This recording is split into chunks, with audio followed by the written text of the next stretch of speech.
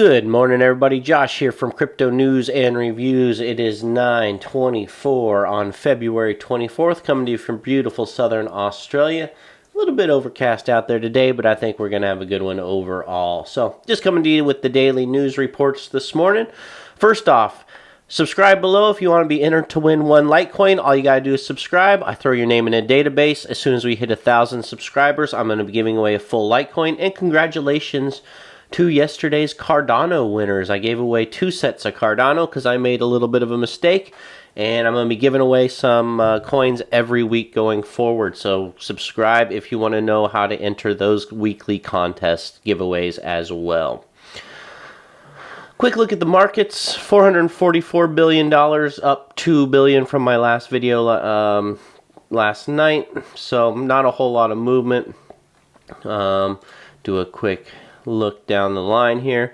We're seeing some green starting to form. 24 hours looking decent. We've got some 4%, 6%, 1%. So everything's doing its thing. We're heading the right direction, just slowly, right, guys? So 7-day, everything's down.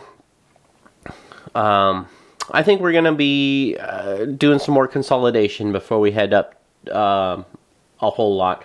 And honestly, I can see us dropping back down to $9,000 Bitcoin, just to let you guys know. I do believe we're going to see some more consolidation before we see any big run-ups. We might not see any movement upwards for a little while, which is fine. We need to see some consolidation. We need to see that money slowly pour in and build some good groundwork for us moving forward. All right. So, in the news today, first off, airdrops. We've got some airdrops, some forks coming. All right, so this is from fortune.com. First off, the article is with regards to cryptocurrencies that may beat Bitcoin in the coming months. And the idea is that coins that fork or have airdrops generally outperform Bitcoin by 4.8% is what this article is saying. So what are the upcoming forks and drops? First off, February 28th, Z Classic Bitcoin fork into Bitcoin Private is February 28th. The next one is March 1st. That is the Ontology airdrop to NEO holders. 0.2 ONT coins for every NEO you hold. The one I'm excited about, the Ethereum Classic drop of Callisto, comes March 5th. I definitely will be getting in on that. I think that's got the Callisto project has some good potential, and that's a 1-for-1 airdrop with Ethereum Classic. Monero has a fork coming to Monero V, expected March 14th. I haven't looked into that one very much, so I will do some research before we get to that March 14th date. And EOS is airdropping their Everpedia IQ tokens, which, again, I haven't done much research on. I need to look into that one as well. So, honestly, the Ontology one, it's a 0.2 for every one NEO, and there's a ton of these Ontology tokens. So, I'm going to claim it, but that one's not a huge payday, I don't think. However, the Ethereum Classic is going to be a good one, and I'm going to look into Monero because I am a fan of Monero. I think it's the best privacy coin out there. It's the granddaddy of the privacy coins, right? And March 14th, so might want to pick up some Monero before that. Now, again, the gist of this is that if they have coins that have announced an airdrop / a fork roughly have outperformed Bitcoin by 4.8% in the time leading up to the airdrop or fork. So people are excited about getting free coins, as well they should be. We've seen, the Bitcoin Cash. There's been some very good forks that have ended up being good free paydays for people, right? So I'll let you know closer to that, and I will definitely show you how I plan on claiming my Ethereum Classic as we get a little bit closer to March 5th. I will show you how to use the ETH Classic wallets. I'm not going to use the Emerald wallet. I'm actually going to use my Ethereum Classic wallet. So I'll show you how to use that and how I plan on claiming that, how to get your private key, etc. Okay, guys? So Also, the Neo airdrop is going to be supported by KuCoin and Binance, I believe, have announced they will both support those right now. Although you're only going to get half of your tokens shortly after, the other half will be locked up till later on when Ontology officially launches. Airdrops are a good thing, forks are a good thing, and a bad thing. And we'll go into more depth on those later. Now, I was going to do a report on the Ethereum sharding coming up. I know it sounds funny, the sharding. But I think that's worthy of its whole video on its own. I got to reading about it. I'm going to do an entire video later today on how the sharding is going to work and how it's going to speed up the network and their plans for the rollout. It was just too much to squeeze into this video, so subscribe if you want to catch up on how the Ethereum sharding will play out. I will do a video on that here shortly.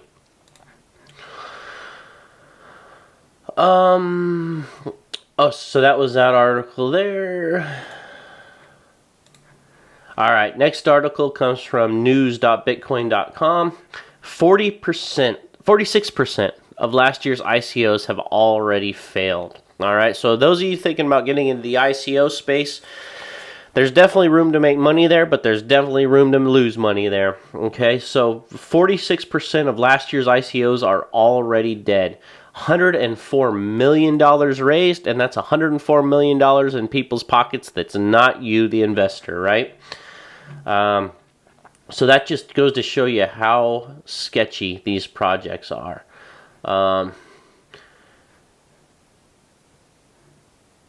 902 roughly crowd sales took place last year. 142 failed at the funding stage. 276 have since failed.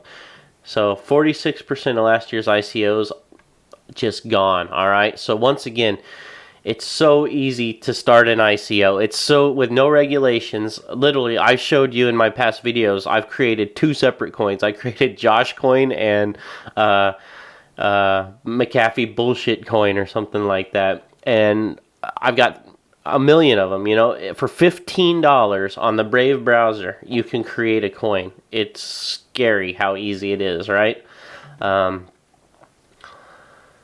So this article just goes through a few of the coins that are out there.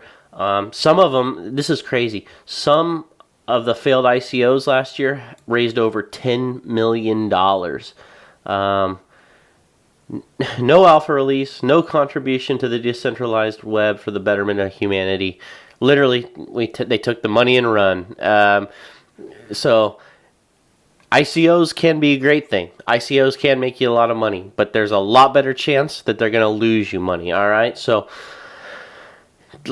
again, it's a gamble. An ICO is rolling the dice on the craps table. Invest what you can afford to lose because there's a good chance you're going to lose it, all right? Even big ICOs, like this says here, that have raised tens of millions of dollars, there's no guarantee that that company is going to be around tomorrow, okay, guys? So be safe out there. That's why I think the DA ICO is a great idea. Vitalik's little brainchild for ICOs. I did a full video on them.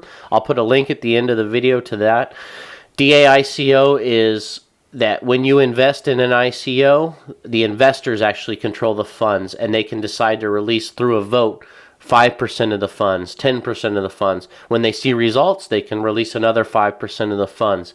You don't just give all of your investing right to the company. It's a slow trickle as they need it and as they show progress.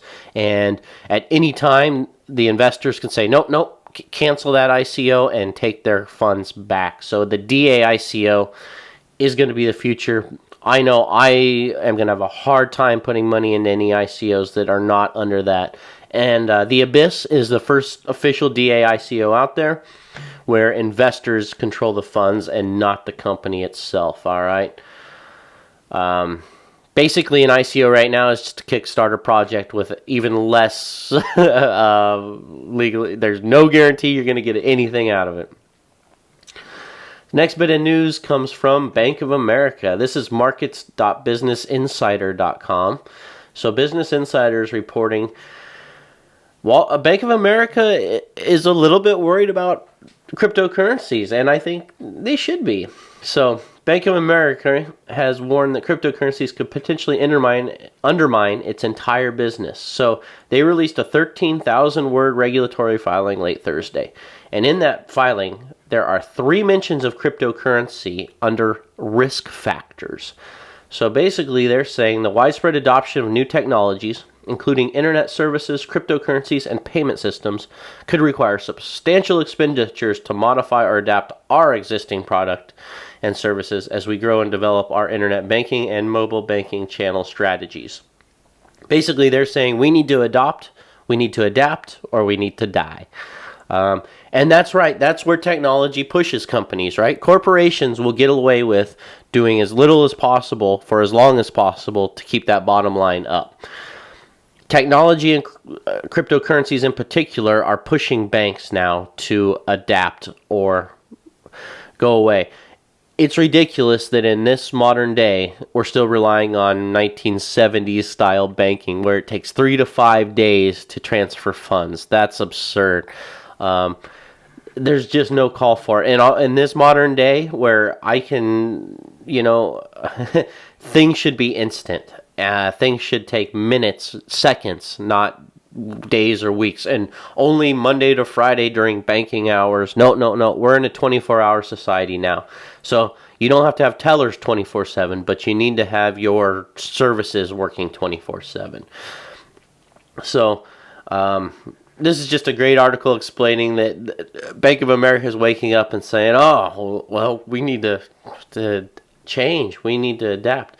Clients may choose to conduct business with other market participants who engage in business or offer products in areas we deem speculative or risky, such as cryptocurrencies. So not only do they want to look to adapt to the technology, but investment-wise, they're saying, well, customers that want to invest in cryptocurrencies, we need to be offering these as products because they're going to buy them somewhere. They should be buying them from us. So not only is this the blockchain making them adapt to the tech side of things, but also the financial side of things. So they're saying basically, if customers want to buy crypto, we should be able to offer them crypto because they're going to buy it from somebody. They should be buying it from us. So good news on that front, I'd say, for sure. So let's keep the pressure on these banks to change their policies, their procedures, and make them adopt our crypto world, right?